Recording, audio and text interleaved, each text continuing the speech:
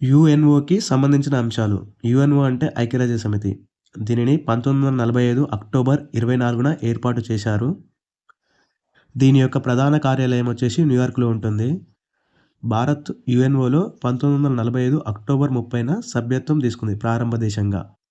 UNO యొక్క అధికార భాషలు 6. ఐక్యరాజ్య సమితి యొక్క శాశ్వత సభ్య దేశాలు. 1 America, 2 France, 3 Russia, 4 Britain, 5 China. భారత మిలిటరీకి యుద్ధ సమయంలో ఇచ్చే వార్ టైమ్ గ్యాలంటరీ అవార్డులు. 1 పరమ్‌వీర్ చక్ర. ఇది అత్యున్నతమైనది. దీని తర్వాత వచ్చేసేమో మహావీర్ చక్ర. దీని తర్వాత వచ్చేసేమో వీర్ చక్ర.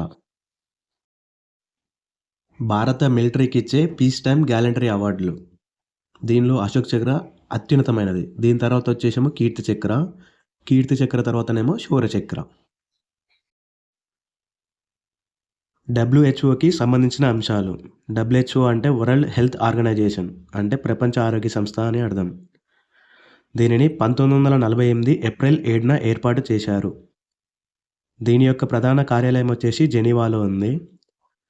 డబ్ల్యూహెచ్ఓ యొక్క ఆగ్నేయ ఆసియా ప్రాంతీయ కార్యాలయం అనేది మన ఢిల్లీలో ఉంది. న్యూయార్క్లో ప్రధాన కేంద్రం గల సంస్థలు. యుఎన్జిఏ, యుఎన్ఎస్సి, ఈకోసాక్, UN trusteeship council, UN secretariat.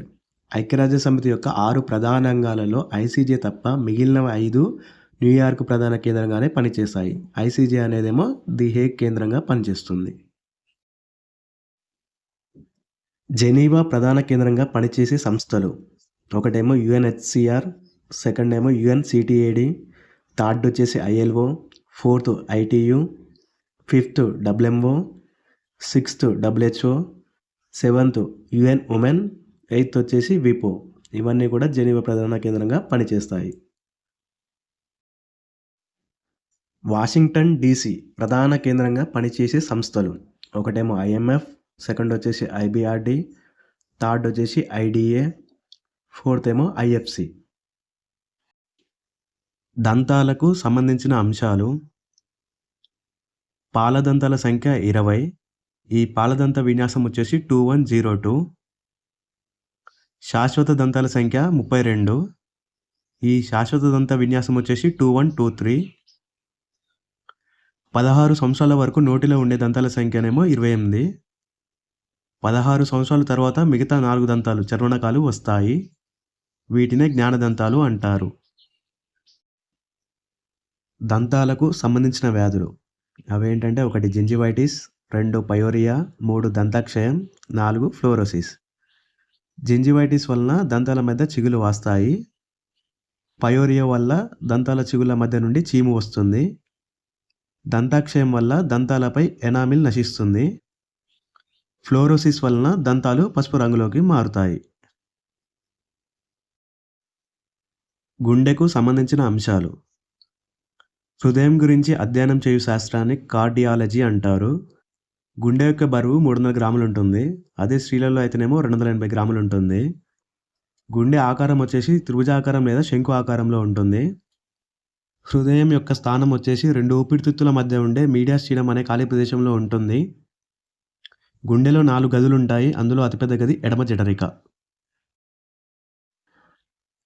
ధ్వనులకు సంబంధించిన అంశాలు. మానవుని యొక్క చెవి శ్రవ్యావధి వచ్చేసి 20 హెర్ట్జ్ టు 20,000 హెర్ట్జ్ వరకు ఉంటుంది. మానవుడు వినలేని ధ్వనులను పరశ్రవ్యాలు లేదా అతిధ్వనులు అంటారు. పరశ్రవ్యాలను వినే జంతువులు పాములు, కుందేలు, తిమింగలం. అదే అతిధ్వనులను వినే జంతువులు వచ్చేసి కుక్కలు, గబిలాలు, ఏనుగులు. పండ్లు అవి తినే భాగాల పేర్లు. యాపిల్ పుష్పాసనము, అరటి మధ్య అంతర ఫలకవచాలు, మేడిపండు మొత్తం ఫలం, కొబ్బరి అంకురచ్చదం, చింత మధ్య ఫలకవచం. క్రింది వాటి యొక్క ఆరోహణ క్రమం. ఆరోహణ క్రమం అంటే చిన్న నుంచి పెద్ద. Number 1 byte, number 2 byte, number 3 kilobyte అంటే కేబీ, నెంబర్ 4 మెగాబైట్ అంటే ఎంబీ, నెంబర్ 5 గిగాబైట్ అంటే జీబీ, నెంబర్ 6 టెరాబైట్, నెంబర్ 7 టెటాబైట్.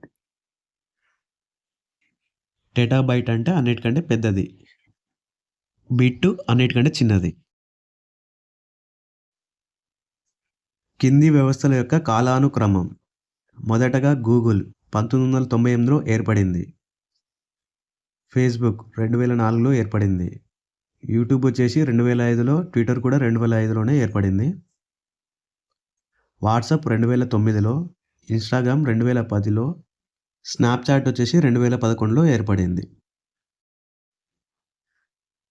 కొన్ని ముఖ్యమైన రాజ్యాంగబద్ధ సంస్థలు అవేంటో చూద్దాం. 1 union public service commission UPSC, second one election commission, third వచ్చేసి ఆర్థిక సంఘం, ఫోర్త్ వచ్చేసి రాష్ట్ర పబ్లిక్ సర్వీస్ కమిషన్, ఫిఫ్త్ వచ్చేసి కాగ్, సిక్స్త్ ఏమో రాష్ట్ర ఎన్నికల సంఘం, సెవెంత్ వచ్చేసి అంతర్రాష్ట్ర మండలి, ఎయిత్ వచ్చేసి నేషనల్ ఎస్సీ కమిషన్, నైన్త్ ఏమో నేషనల్ ఎస్టీ కమిషన్, 10th వచ్చేసి నేషనల్ బీసీ కమిషన్. ఇవన్నీ కూడా రాజ్యాంగబద్ధ సంస్థలు.